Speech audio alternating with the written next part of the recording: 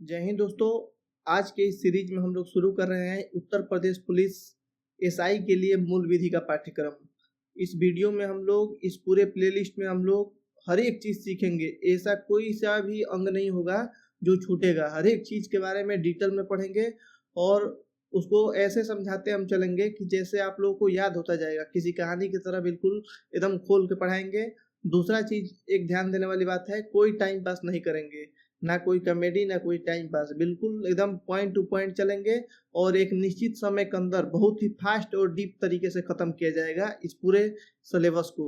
आपके सामने सिलेबस मैंने लगाया दिया है, देख सकते हैं। जिसके लिए सबसे पहले हम लोग ख़त्म करें पहले भाग में भारतीय न्याय संहिता 2023, जिसको बीएनएस भी बोलते हैं। इसको हम लोग सबसे पहले ख़त्म करेंगे।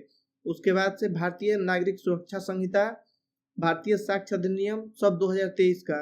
इसके अलावा मोटर वाहन अधिनियम, सूचना का अधिकार अधिनियम, आयकर अधिनियम, भ्रष्टाचार निवारण अधिनियम, आईटी अधिनियम, पर्यावरण संरक्षण अधिनियम, मानवाधिकार संरक्षण अधिनियम, ये सारे अधिनियम के बारे में जितना आपके सामने दिख रहा है सब कुछ हम लोग पढ़ेंगे। एक एक अधिनियम को खोल के पढ़ेंगे। इसके साथ साथ आपको हम एक रियल चीज़ दिखाएंगे, जैसे आईटी अधिनियम 2000 का आपको पढ़ा रहे हैं। तो आईटी अधिनियम 2000 के अंतर्गत कोई मुकदमा लिखा गया है, रियल मुकदमा, उसको हम आपको दिखाएंगे। उसका एफआईआर दिखाएंगे कि देखिए ऐसा मैटर होता है तो इसमें इस टाइप का मुकदमा लिखा जाता है, आईटी एक्ट आता है। या जो भी इससे संबंधित रहेगा, एससी एसटी से जो मामला रहेगा, पॉक्सो से जो मामला रहेगा, जो भी रहेगा उस टाइप का एक एफआईआर जरूर, एक या दो एफआईआर जरूर दिखाएंगे, जिससे आप लोग प्रैक्टिकल लाइफ में मतलब इसको फील कर पाओगे और समझ पाओगे। एकदम किताब की तरह नहीं, बिल्कुल प्रैक्टिकली आप लोग को समझ में आएगा। इस चीज़ को आप लोग पढ़ेंगे तो मज़ा आएगा। पूरा प्लेलिस्ट देखेंगे आप लोग, मज़ा आएगा। ये पहला वीडियो है और ये कोर्स बिल्कुल फ्री है आपके लिए, कोई पैसा नहीं इसके लिए पेड करना है। बिल्कुल फ्री में आप लोग जब मन करे तब देख सकते हैं, रिकॉर्डेड क्लास है। ठीक है, तो आइए शुरू करते हैं। सबसे पहले बिना टाइम को वेस्ट किए हुए भारतीय न्याय संहिता के बारे में। अब भारतीय न्याय संहिता जो है, इसको बोला जाता है बीएनएस, बी फॉर भारतीय और एन फॉर न्याय, एस फॉर संहिता। 2023 क्यों बोला जाता है? 2023 में ये पारित हुआ था, 2023 में पारित हुआ था, इसीलिए इस अधिनियम का नाम क्या है? भारतीय न्याय संहिता रखा गया है। पहले जो इससे था, क्या था? आईपीसी था। आप लोग को अच्छे से पता होगा, हमको विश्वास है। आईपीसी था। आईपीसी 1860 बोला जाता था उसको, जो पहले इससे पहले था। और आईपीसी के जगह पे बीएनएस को लाया गया। क्यों लाया गया? कारण क्या था?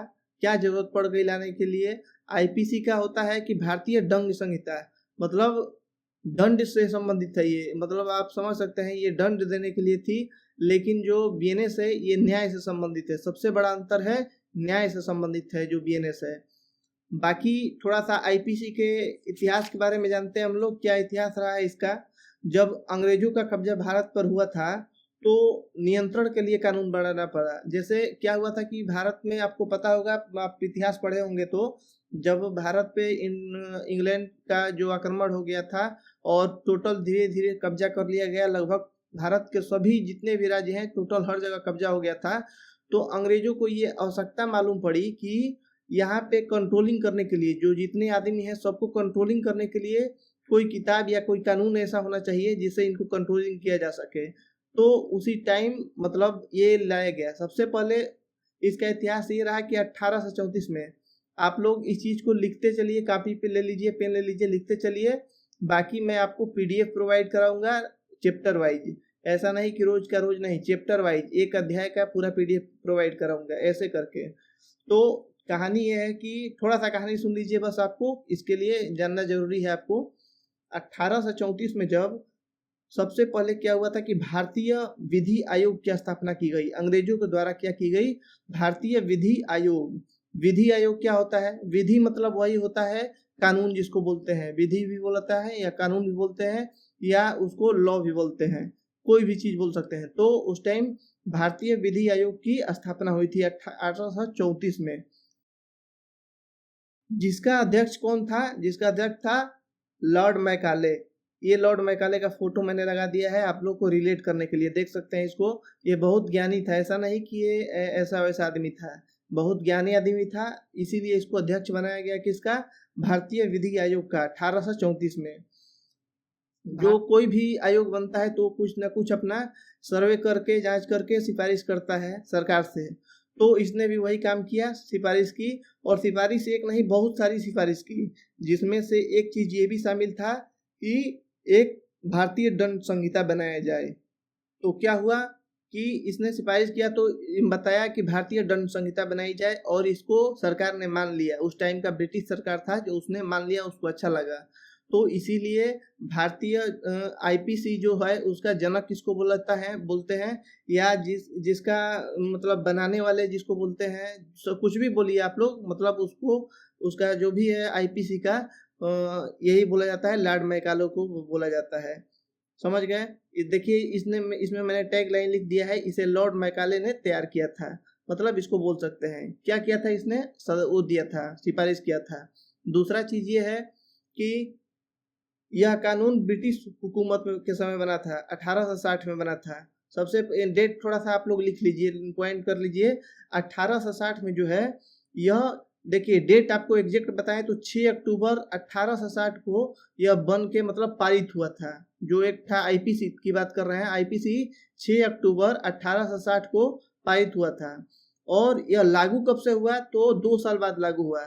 यह 1 जनवरी 1862 को लागू हुआ था। जो आईपीसी था 1 जनवरी 1862 को लागू हुआ था। ये क्वेश्चन आपके एग्जाम में आ सकता है यूपीएसआई में, कि भारतीय जो आईपीसी था वो दंड संहिता वो कब लागू हुआ था। वो लागू हुआ था 1862 में। बना कब था, 1860 जब बना था, उसी के नाम से हम लोग जानते हैं आईपीसी 1860 बोला जाता है उसको।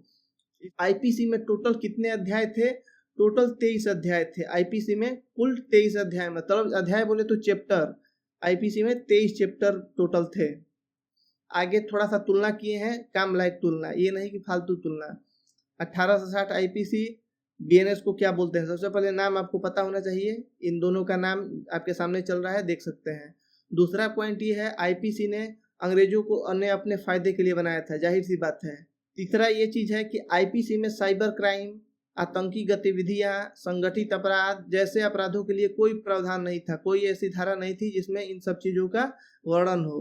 तो इसका अपोजिट भी सही होगा कि बीएनएस जो बना है उसमें साइबर क्राइम के लिए भी धारा है, आतंकी गतिविधियों के लिए भी धारा है, संगठित अपराध के लिए भी धारा है। बीएनएस जो बना है, जो ये है उसका बिल्कुल अपोजिट बीएनएस है।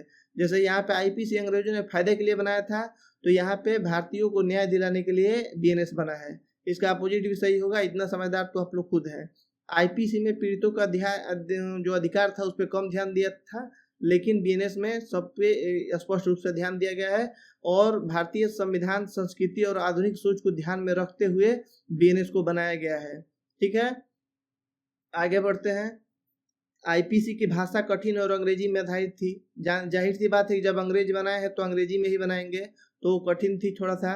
1862 में लागू हुई थी, ये मैंने लिख भी दिया है यहाँ पे पॉइंट। ठीक है, बीएनएस का क्या था, उसका एक चीज मैंने डालना भूल गया। आईपीसी का जो था उसका वो लोगो ये था कि एक कोर्ट में आप लोग देखे भी होंगे मूवी में बहुत सारे, जो तराजू लेके आंख बंद कर खड़ा रहेगा, एक झुका रहेगा पलड़ा, एक भारी रहेगा ऊपर रहेगा।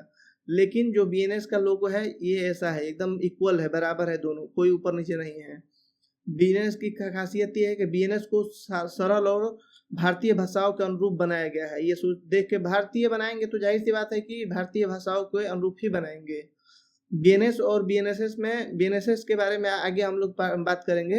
ये अभी फिलहाल में बस बीएनएस समझिए। बीएनएस में ईएफआईआर, डिजिटल सबूत, फोरेंसिक जांच, ये सब प्रावधान जोड़े गए हैं, किसमें, बीएनएस में जोड़े गए हैं। ये सब चीज आपके जनरल नॉलेज के लिए है, बस कि आप लोग को जानकारी रहे, इतना चीज जानकारी होना चाहिए, क्योंकि इसके बारे में डिटेल्स में पढ़ने जा रहे हैं तो जानकारी होनी चाहिए, इसके लिए बनाया गया है इस वीडियो को। बस इसका परिचय कर लेते हैं, 2023 का परिचय, बीएनएस 2023 का एक परिचय छोटा सा कर लेते हैं। इसमें से ये काफी इम्पोर्टेंट चैप्टर है, मतलब चैप्टर बोले तो ये पेज जो ये पीपीटी के थ्रू पढ़ा रहा हूँ मैं, इस पीपीटी में काफी इम्पोर्टेंट है, जो कि 1-2 क्वेश्चन फंस सकता है यहाँ से आपके यूपीएसआई एग्जाम में। सबसे पहला बात यह है कि यह कानून 25 दिसंबर 2023 को पारित हुआ था। ठीक है, यहाँ 2 शब्द है। पहला नंबर कि 25 दिसंबर 2023 को पारित हुआ था। यह कहाँ पे पारित कहाँ होता है, आपको पता होगा कहाँ पारित होता है। कोई भी कानून या कोई भी अध्यादेश कहाँ पे पारित होता है, वो पारित होता है संसद में। तो 25 दिसंबर 2023 को पारित हुआ था और 1 जुलाई 2024 से लागू हुआ था। ठीक है, लागू होने के टाइम बहुत हल्ला गुल्ला भी मचा था, आपको पता होगा। 1 जुलाई से पूरा देश भर में लागू हो गए, पूरा न्यूज पे दिखा रहा था, हर चीज दिखा रहा था। 3 नई धाराएं, 3 नए कानून सुने होंगे ना, तो वही था, वही 1 जुलाई 2024 से ये लागू हुआ है। लेकिन लागू हुआ है, इसमें धारा 106(2) छोड़कर धारा 106(2) बनाया गया है। दो क्या है, धारा 106 तो है, दो क्या है, धारा 106 का उपखंड है। मतलब जैसे होता ना कि 1 का 2, 1 का 3 ऐसा होता ना, तब इसका 106 का 2 को छोड़कर 106 2 का शॉर्टकट में समझ लीजिए, आप लोगों को पता भी होगा। इसके लिए ट्रक ड्राइवर बहुत हल्ला किए थे, बहुत धरना प्रदर्शन किए थे, इसीलिए इसको हटा दिया गया।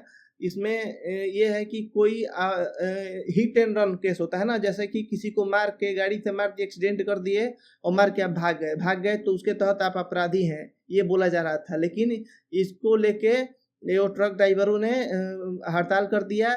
उनका कहना ये था कि अगर किसी को मार देते हैं हम और वहाँ रुकते हैं, उसके लिए रुकते हैं, तो जनता अगर पकड़ लेगी तो हमको मार के ख़त्म कर देगी। तो ये धारा हमारे मतलब हमको मारने के लिए बना है, न कि इसके लिए बना है। इसीलिए बहुत बवाल भी हुआ था, आपको सुना भी होगा आपने। तो इसीलिए इस धारा के बवाल के वजह से इसको छोड़ दिया गया। इसमें अमेंडमेंट करके बाकी लगाया जा सकता है, आगे कब लगाया जाएगा भगवान जाने। अभी आपको इतना जानकारी रखना है कि 106(2) को छोड़कर टोटल 1 जुलाई 2024 से लागू हो गया था। इसकी विशेषता एक चीज ये है कि इसमें 358 धाराएं हैं। 358 धाराओं में हम लोग एक भी धारा नहीं छोड़ेंगे पढ़ने के लिए, कि एक भी धारा ये नहीं कि ये जरूरी है, ये जरूरी नहीं है। कोई नहीं जानता कौन जरूरी है, कौन जरूरी नहीं है। तो इसीलिए हम लोग 358 में 358 धारा के बारे में डिटेल्स में पढ़ेंगे और बहुत ही अच्छे तरीके से और फास्ट पढ़ेंगे। ठीक है, आईपीसी में कितनी धाराएं थी? 511 धाराएं थी। आईपीसी में 511 धाराएं थी और 23 अध्याय थे, बताया था मैंने ना, 23 अध्याय थे और 511 धाराएं थी। लेकिन जो बीएनएस है इसमें 20 अध्याय हैं, सब कुछ कम कर दिया गया है। कम नहीं किया गया है, एक्चुअली में किया ये गया है कि आईपीसी में जो धाराएं, बहुत सारी ऐसी धाराएं हैं जो कि अलग अलग बना दी गई है। जैसे जैसे बहुत समय से चला आ रहा था वो, तो जैसे जैसे सुधार होता जाता था तो उसमें अलग अलग बढ़ा दिया जाता था। बढ़ते बढ़ते 511 हो गई थी, लेकिन इसमें क्या किया गया है, बहुत सारी धाराओं को एक ही में जोड़ के और बना दिया गया है। 2 या 3 धाराओं को जोड़ के एक में बना दिया गया है, तो कम हो गया है। जबकि टोटल हर चीज लगभग मेंशन है इसमें भी, जो जरूरी चीज है। जो चीज जरूरी नहीं है वो चीज को इसमें से हटा दिया गया है। आगे हम लोग पढ़ेंगे क्या हटाया गया है, क्या नहीं हटाया गया है। फिलहाल में अभी इतना जानकारी रखना है हमको कि टोटल बीएनएस में 20 अध्याय हैं और आईपीसी में जो थे 23 अध्याय थे। बीएनएस में 358 धाराएं हैं और आईपीसी में 511 धाराएं थी। 358 धारा तो आपको पढ़ने याद करने की जरूरत नहीं है और अध्याय भी याद करने की जरूरत नहीं है। आप पढ़ेंगे एक एक तो आपको याद तो होना, एक एक धारा याद कराना है हमें, तो ये तो संख्यात्मक है। आगे इसके बारे में थोड़ा खासियत पढ़ लेते हैं, क्या चीज हुआ है क्या नहीं हुआ है। थोड़ा सा इसका इतिहास है हल्का सा। जो बीएनएस था उसको आईपीसी लेने के लिए 11 अगस्त 2023 को पेश किया गया था। जो लोकसभा था वहां पे पेश किया गया था, कब? 11 अगस्त 2023 को, कि ये आईपीसी की जगह बनेगा। लेकिन इसमें जांच उच हुआ, कुछ गड़बड़ी आ गई, तो जिसके वजह से फिर से बीएनएस देखिए, भारतीय न्याय द्वितीय संहिता या बीएनएस सेकेंड बोलते हैं, बीएनएस सेकेंड को 12 दिसंबर को, फिर से 12 दिसंबर को 2023 में पेश किया गया था। और पहला वाला जो पेश किया गया था उसको वापस ले लिया गया, सीधा उसको वापस ले लिया गया। और बीएनएस सेकेंड जो है उसको क्या किया गया, 12 दिसंबर 2023 को पेश किया गया था। 12/2/23 को पेश किया गया था, तो फिर 12 दिसंबर के कितने दिन बाद, 13 दिन बाद लागू ये पारित हो गया था। 25 दिसंबर को पारित हो गया था और 1 जुलाई अगले साल 1 जुलाई में लग गया, 1 जुलाई 2024 को लग गया था। आशा है समझ में आ रहा होगा आपको। नहीं समझ में आए कुछ भी कमेंट करिएगा, डिटेल्स में रिप्लाई करूंगा। एक चीज और यहाँ से क्वेश्चन बनता है यहाँ पे, कि ये क्वेश्चन मतलब पूछ सकता है, इसलिए मैंने इसको मेंशन कर दिया है। भारतीय गणराज्य के 74वें वर्ष में संसद द्वारा अधिनियमित हुआ है। ये जो बीएनएस है, ये पूछ सकता है कि कौन से वर्ष में आपका संसद द्वारा अधिनियमित हुआ है बीएनएस। तो वहाँ पे 73वें, 75वें, 74वें सब दिया रहेगा, तो आपको याद रखना है 74वें वर्ष में संसद द्वारा अधिनियमित हुआ है। अब बीएनएस के जो बीएनएस 2023 है उसकी कुछ प्रमुख विशेषताएं के बारे में हम लोग जान लेते हैं, क्या क्या इसकी विशेषताएं हैं। ये यहाँ पे बस आपको थोड़ा सा देखना है, लिखना है यहाँ पे कुछ नहीं, बस देखना है क्या विशेषता है इस बीएनएस में। ऐसा नहीं कि इसको सब्जेक्ट की तरह देखिए, आप लोग एकदम इससे प्यार करिए कि हाँ ये चीज हाँ कैसे हुआ है, क्या हुआ है, इसकी विशेषता क्या क्या है। सबसे पहली विशेषता ये है कि इसमें नए अपराधों का समावेश किया गया है। समावेश शब्द तो मान लीजिए थोड़ा सा टेक्निकल हो गया, नए अपराधों को डाला गया है। ऐसे ऐसे अपराध डाले गए हैं जो आईपीसी में नहीं डाले गए थे। ऐसे अपराध लगभग 20 नए अपराध जोड़े गए हैं। जो बीएनएस बना है इसमें 20 ऐसे अपराध जोड़े गए हैं जो कि आईपीसी में नहीं थे।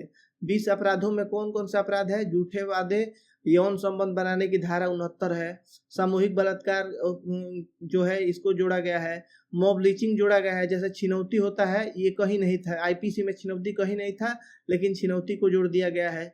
तो आप लोग को ऐसा नहीं कि मैं कहानी जैसे कथा जैसे एकदम लिखते चला चलूं कि 20 जो नए जोड़े गए हैं, तो धारा 2 के क में बालक का परिभाषा दिया गया है धारा, इसमें ये ऐसा नहीं मैं करते चलूंगा। बस आपको अभी याद रखना है कि हाँ इसमें क्या है, विशेषता क्या है बीएनएस में भाई, कि 20 नए अपराध जोड़ दिए गए हैं इसमें।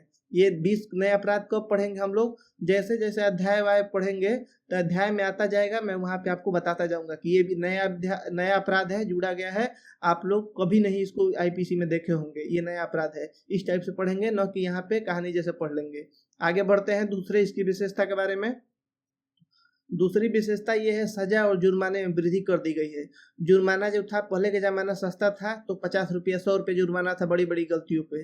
लेकिन इसके साथ में जो बीएनएस है इसमें जुर्माना बढ़ा दिया गया है। यहाँ 10,000 15,000 ऐसे करके जुर्माना बढ़ा दिया गया है। और सजा है, सजा भी बढ़ा दी गई है। सजा जो है, सजा में एक सजा और जोड़ी गई है जो कि बहुत इंटरेस्टिंग सजा है, जिसका नाम है सामुदायिक सेवा का सजा। जो सामुदायिक सेवा जो होता है ना, जो सोशल वर्क होता है, जैसे इसमें क्या हो सकता है कि आपको दे दिया जाएगा आपको सजा के तौर पे कि आप 3 दिन ये सदर अपने जिला के सदर हॉस्पिटल में जाके झाड़ू लगाएंगे, तो वो आपकी सजा हो गई। लोग देखेंगे भले, लेकिन आपको सजा भी हो रही है और कुछ सामुदायिक सेवा भी हो रहा है। तो इस टाइप का सामुदायिक सेवा का सजा जो है ये बहुत इंटरेस्टिंग है, नया जोड़ा गया है ये बीएनएस में। सजा के तौर पे सबसे इंटरेस्टिंग चीज यही है। जुर्माने में वृद्धि तो आपको याद ही हो जाएगा, लेकिन सामुदायिक सेवा का जो सजा है वो जुड़ा गया है। देखिए ये लोग मान सकते हैं कि लोग सजा काट रहे हैं अपना, ऐसा करके झाड़ू लगा रहे हैं। बहुत सारा काम हो सकता है, झाड़ू लगाना, मंदिर धोना, कहीं पे खाना बांटना, कुछ भी हो सकता है। सामुदायिक सेवा में कुछ भी आ सकता है। तो सामुदायिक सेवा का ये सजा में जोड़ा गया है। चलते हैं अगले विशेषता के बारे में। इसमें महिलाओं और बच्चों के खिलाफ अपराधों के लिए विशेष प्रावधान किए गए हैं। ऐसा नहीं है कि आईपीसी में महिला और बच्चों के लिए प्रावधान नहीं थे, लेकिन यहाँ पे विशेष शब्द जोड़ा गया है, विशेष प्रावधान किए गए हैं। मतलब अच्छे से और अच्छे से एक्सप्लेन करके और अच्छी सजा वजा दे दी गई है कि जो इनको प्रताड़ित करेगा वो बचेगा नहीं। इस टाइप से करके महिलाओं और बच्चों पर विशेष ध्यान दिया गया है। इसके लिए पूरा एक अध्याय जोड़ दिया गया है। अध्याय 5 हम लोग जब पढ़ेंगे तो टोटल महिलाओं और बच्चों के बारे में ही है वो, तो पूरा पढ़ेंगे। ये मैंने साइन जोड़ दिया है बच्चों के लिए और ये महिलाओं के लिए जोड़ दिया है कि आप लोग को विजुअल याद रहे कि हाँ महिलाओं और बच्चों को भाई विशेष प्रावधान दिया है बीएनएस ने। 3 चीज कर दिया। सबसे पहले सजा, सामुदायिक सजा जोड़ दिया। दूसरा पहला काम ये था कि उसमें 20 नए धारा जोड़ दिए गए, और तीसरा ये हो गया कि बच्चों और महिलाओं को विशेष प्रावधान दिया गया है बीएनएस में। अगली बात करें, औपनिवेशिक धारा का उन्मूलन। ये सब थोड़ा टेक्निकल शब्द है, इन सब पे ध्यान मत दीजिए। सबसे कहने का मतलब ये है कि कुछ धाराओं को घटा दिया गया है या जोड़ दिया गया है, एक ही में जोड़ दिया गया है, ठीक है। तो जोड़ने को उन्मूलन किसको करते हैं? कम करने को बोलते हैं। तो जो आईपीसी था जिस उसमें क्या था, राजद्रोह। पहले राजद्रोह बहुत था। जो अंग्रेज थे, थोड़ा सा कुछ आप किए, गलती किए, थोड़ा सा आप गए धरना प्रदर्शन पे, तो आप राजद्रोही हैं करके आपको तुरंत 124 लगा देता था, तो राजद्रोह हो गया।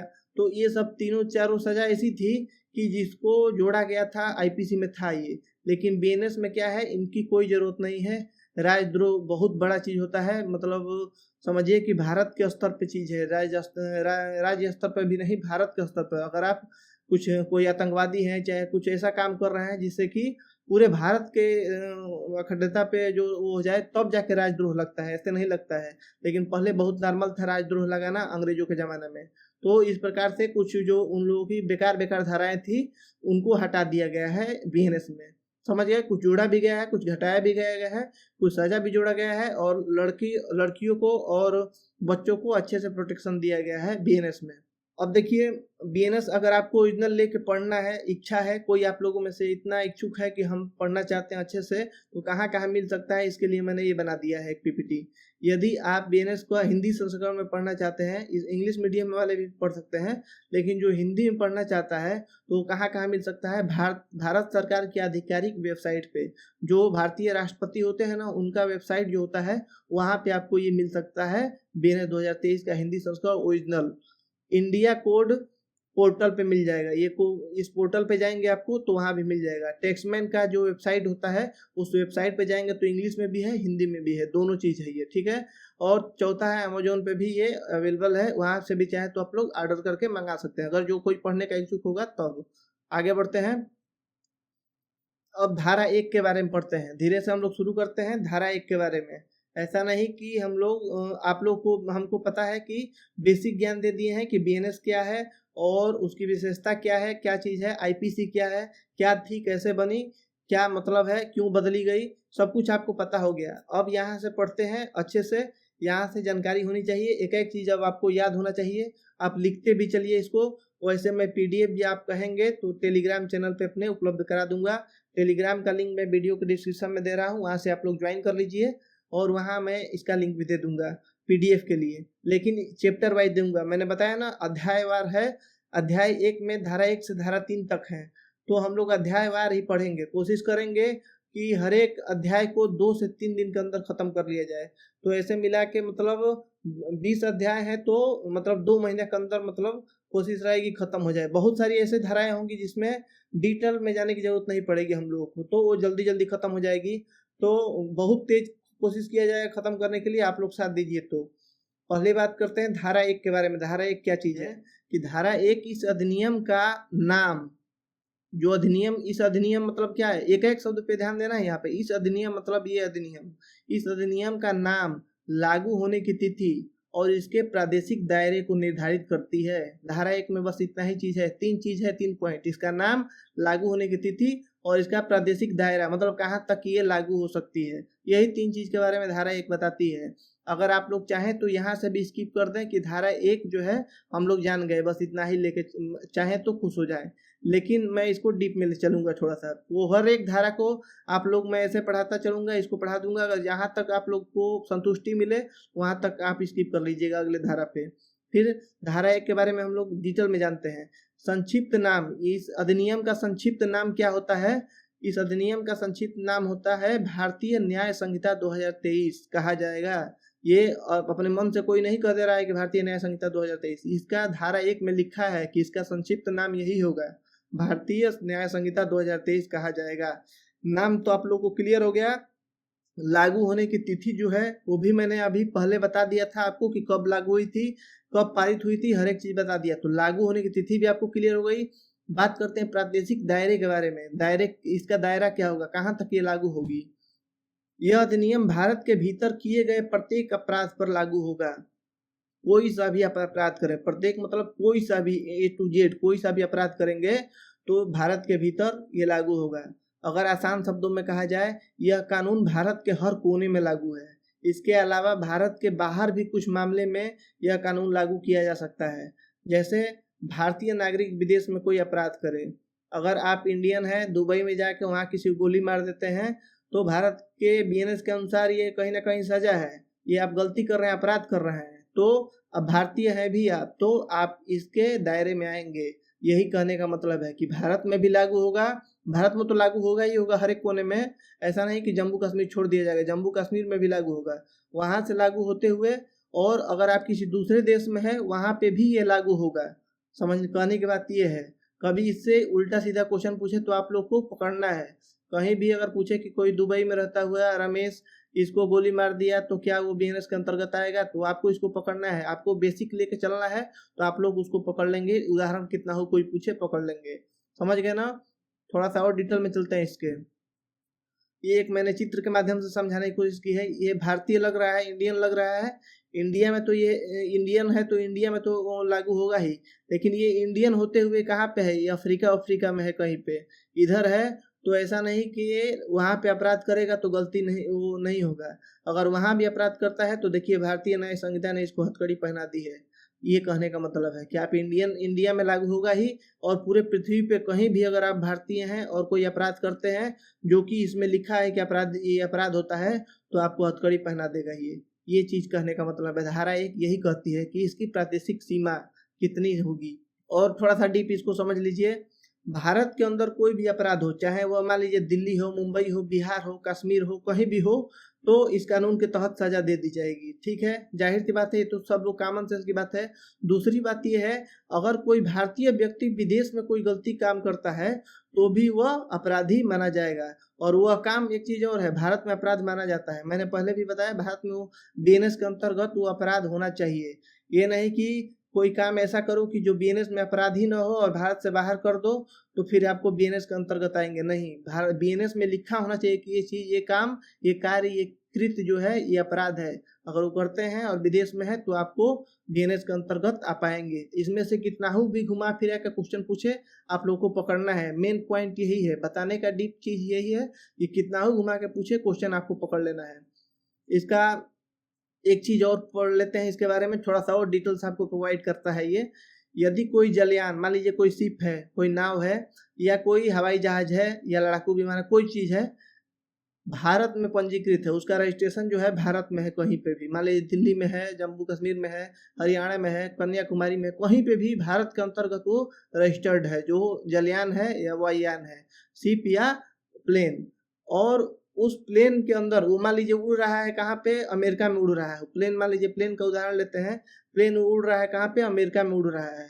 अमेरिका में उड़ रहा है, उसमें 2 लोग बैठे हैं जो कि रूस के हैं, मान लीजिए दूसरे देश के हैं, और 2 लोग बैठे हैं, उसमें आपस में लड़ाई कर दिए, किसी एक ने किसी एक को मार दिया, या कोई गोली मार दिया, या कुछ ऐसा काम कर दिया जो कि बीएनएस के अंतर्गत अपराध है। तो दोनों व्यक्ति किसके अंतर्गत आ जाएंगे, बीएनएस के अंतर्गत आ जाएंगे। ध्यान देने वाली चीज है यहाँ पे, दोनों विदेशी हैं लेकिन बैठे किसमें हैं, इंडियन जलयान या इंडियन वायुयान में बैठे हैं, तो वो लोग भी किसके अंतर्गत आएंगे बीएनएस के अंतर्गत। चाहे वो विमान किसी दूसरे देश में ही क्यों ना उड़ रहा हो, लेकिन आएंगे वो इंडियन के अंदर ही। ये चीज बताता है धारा 1। धारा 1 कितना चीज बता रहा है कि हमारा यहाँ तक विस्तार है। एक चीज और है इसमें, थोड़ा बहुत समझ लीजिए, हर एक चीज में ये लागू नहीं होता, लेकिन हो सकता है, अगर सरकार चाहते तो ये भी हो सकता है। क्या चीज है कि कोई पीड़ित जो है, मान लीजिए पीड़ित है और अमेरिका में रहता है, कोई हम ही हैं चाहे आप ही हैं, मान लीजिए आप अमेरिका में रहते हैं, और कोई अमेरिकी व्यक्ति क्या किया कि आपके साथ कुछ कर दिया, आपका पर्स चोरी कर लिया या कुछ कर दिया। मान लीजिए जो भी काम वो किया है वो अमेरिका की जो संविधान है, अमेरिका की जो बीएनएस होगी, चाहे बीएनएस बोल रहे हैं, वहाँ की जो कानून होगा वहाँ के हिसाब से वो गलती नहीं है, वो बहुत सही काम है। और लेकिन बीएनएस के अंतर्गत वो काम अपराध में आता है, तो वो व्यक्ति जो है वो भी बीएनएस के अंतर्गत आएगा, चाहे पीड़ित बस इंडियन है तब भी वो आएगा भाई इसके अंतर्गत। ठीक है, ध्यान देंगे, समझ गए होंगे बात हमारी क्या बताना चाह रहे हैं हम लोग। ठीक है, अब देखिए धारा 2। धारा 2 के बारे में, धारा 1 के बारे में तो हर एक चीज समझा दिया आपको, कहीं से पूछे कुछ भी तो आप लोग को आना चाहिए। धारा 2 के बारे में बात करते हैं। धारा 2 बस मैंने इसलिए दिखा दिया है मोटा मोटी आपको कि धारा 2 में परिभाषाएं बताया गया है। परिभाषा क्या की चीज है, मैंने बताया था ना कि बच्चे की, बालक की परिभाषा बताई गई है। तो पहले ही बताया था कि जो नया धारा जुड़ा गया है, बालक की परिभाषा जोड़ा गया है इसमें, तो आपके बस दिमाग में याद रहे, थोड़ा सा एक छवि बना रहे, इसके लिए मैंने ये डाल दिया है। इसके बारे में हम लोग नेक्स्ट वीडियो में पढ़ेंगे अच्छे से। अभी आपके दिमाग में बस ये छवि बन जाए, इसके लिए मैंने बनाया है। अगर वीडियो अच्छा लगा हो तो चैनल को जरूर सब्सक्राइब कर लें और कमेंट करें कि आगे की वीडियो बनाइए, तो हमको मोटिव मिलेगा, हमको पता चलेगा, तो हम आगे की वीडियो बनाते जाएंगे। लगातार रोज बनाएंगे, जरूरत पड़ी तो दिन में 2 बार बना देंगे वीडियो। ठीक है, लेकिन आपको अच्छे से और पूरा डिटेल्स प्रोवाइड कराएंगे। वीडियो अच्छा लगा हो तो चैनल को जरूर सब्सक्राइब करिए और अपने दोस्तों के साथ भी शेयर करिए। मिलते हैं अगले वीडियो में, तब तक के लिए जय हिंद।